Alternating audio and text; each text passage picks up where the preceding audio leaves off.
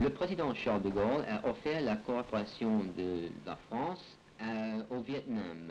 Qu'en pensez-vous, Monsieur le Président? La coopération franco-vietnamienne est fondée sur des raisons historiques et sentimentales que nul ne peut ignorer. Malgré les événements passés, l'opinion vietnamienne dans son ensemble souhaite un renouveau des relations avec la France à laquelle nous unissent tant de liens culturels et économiques. L'offre du général de Gaulle nous intéresse parce qu'elle n'est assortie d'aucune condition politique. D'autre part, l'analyse que fait le chef de l'État français de la situation au Vietnam correspond à la nôtre et, pour cette raison, nous sommes a priori désireux de recevoir l'appui de la France.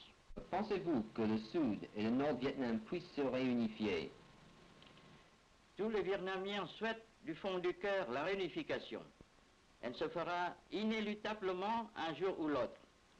Mais chacun sait que les habitants du Sud n'éprouvent aucun désir de vivre sous un régime communiste. Les intérêts économiques, les aspirations politiques sont pour le moment divergents. Aussi, on peut penser que la réunification ne se fera pas avant un délai assez long, pouvant aller jusqu'à 15 ou 20 ans.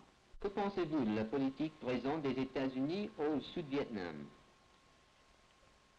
La politique des États-Unis a évidemment ses bons et ses mauvais côtés, et nous essayons de la juger avec objectivité. Nous sommes sensibles à l'immense effort américain pour aider le Sud-Vietnam, tant sur le plan financier et économique que sur celui de la défense du pays contre le communisme. Et nous ne sommes pas de ceux qui réclameraient la rupture des bonnes relations avec les États-Unis. Mais nous regrettons que cette aide ait été jusqu'à présent utilisée d'une manière qui dessert les objectifs qu'elle se proposait.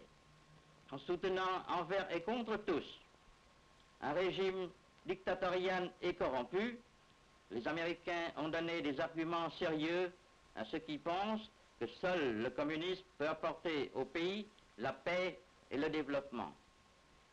La brutale persécution contre le bouddhisme semble avoir amené les États-Unis à reconsidérer leur soutien au régime. Nous ne pouvons que les encourager dans cette voie sans leur dissimuler qu'à notre avis, changer d'homme ne servirait à rien si ce devait être pour continuer la même lutte fratricide